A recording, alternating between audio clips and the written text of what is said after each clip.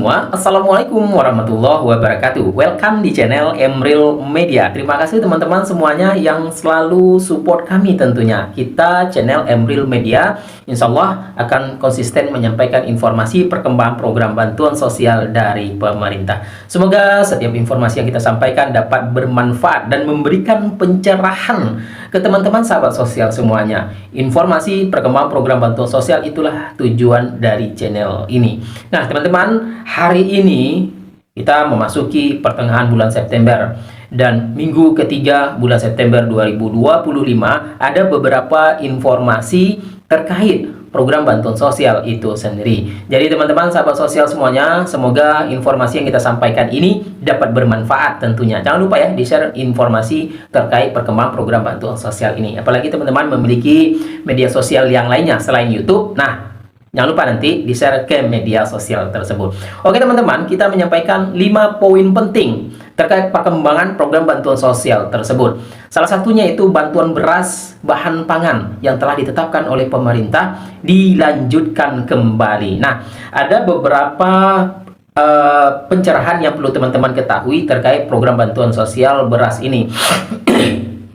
Jadi nanti supaya tidak ada informasi-informasi penasaran terkait perkembangan program bantuan beras ini. Itu salah satunya. Nanti kita sampaikan juga informasi yang lainnya terkait program bantuan tunai utama, program bantuan tambahan. Silahkan disimak ya, yang mana teman-teman ketahui terkait program-program yang telah ditetapkan oleh pemerintah. Nanti ada juga informasi yang telah diresmikan oleh Presiden Prabowo Subianto melalui Menteri Koordinator Bidang Perekonomian yaitu Bapak Erlangga Hartarto menyampaikan ada 8 program paket stimulus ekonomi di tahun 2025. Jadi perlu teman-teman ketahui terkait hal ini.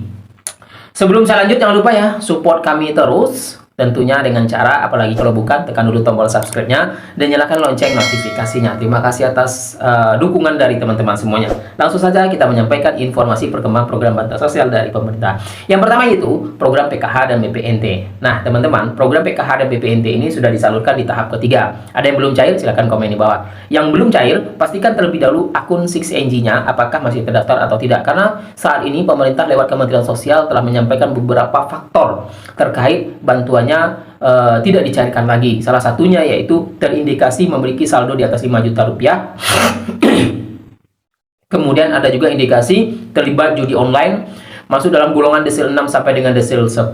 Nah teman-teman, perlu diketahui juga penerima PKH dan BPNT ini tentunya masuk dalam golongan desil 1 sampai dengan desil 4. Kemudian untuk BPNT desil 1 sampai dengan desil 5. Nah, yang perlu teman-teman ketahui terkait hal itu, penyaluran dilakukan per 3 bulan. Dan setiap 3 bulan itu dilakukan proses verifikasi melalui ground check, survei langsung ke rumah-rumah KPM yang masuk dalam data list. Nah, teman-teman perlu ketahui, makanya SDM PKH saat ini lagi gencar proses survei ke rumah-rumah KPM. Itu informasi yang pertama.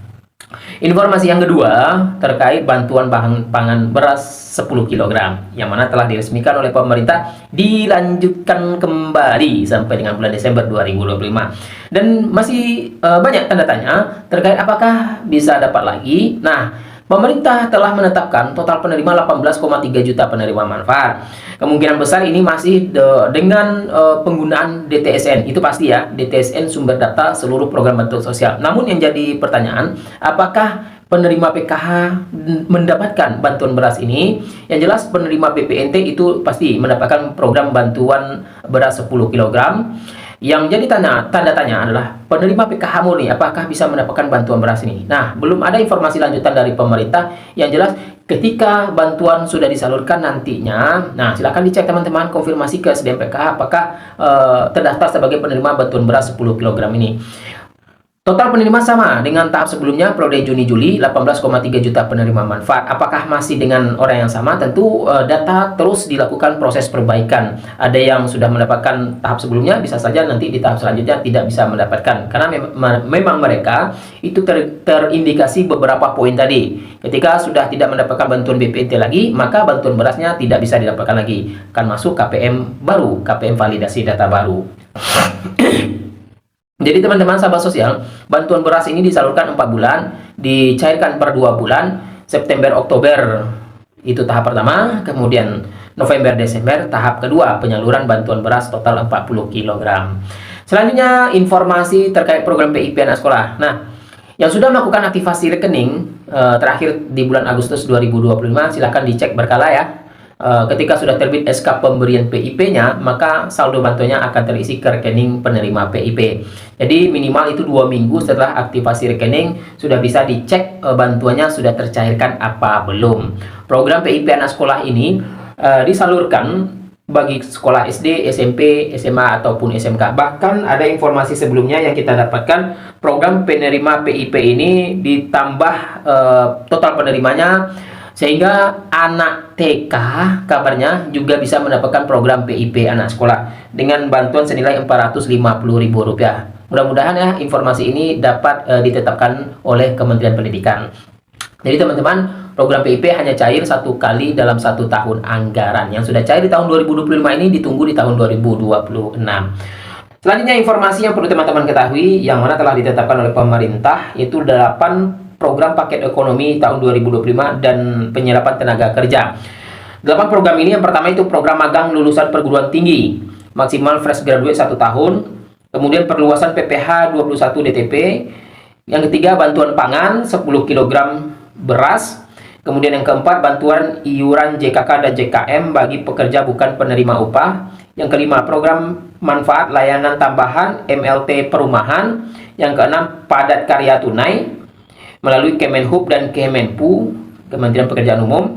Yang ketujuh, percepatan deregulasi PP 28. Yang kedelapan, yaitu program perkotaan, peningkatan kualitas pemukiman dan penyediaan tempat untuk gigs ekonomi. Nah, teman-teman sahabat sosial semuanya, ini 8 program paket stimulus ekonomi di tahun 2025 yang telah ditetapkan oleh Presiden Prabowo Subianto. Jadi, dari seluruh program bantuan sosial tersebut tentunya satu sumber data yang dipakai DTSN, Data Tunggal Sosial Ekonomi Nasional. Jika bisa mendapatkan program PKH, maka berkemungkinan juga bisa mendapatkan program PIP anak sekolah yang mana jika memiliki komponen pendidikan. Jadi teman-teman sahabat sosial ditunggu ya untuk periode Oktober, November, Desember itu penyaluran program PKH tahap keempat dan program BPNT tahap keempat. Akan dilakukan kembali proses ground check atau survei oleh SDM PKH di waktu bulan November nantinya. Yang mana nanti akan dikirimkan lagi data cut off pertengahan bulan November 2025. Biasanya itu pertanggal 18 biasanya ya untuk pengiriman data hasil ground check yang telah dilakukan oleh SDM PKH di wilayah masing-masing. Terima kasih teman-teman, itu ya informasi singkat yang bisa kita sampaikan di kali ini. Semoga bermanfaat, jangan lupa di share. Wassalamualaikum warahmatullahi wabarakatuh. Tetap standby di channel Emril Media.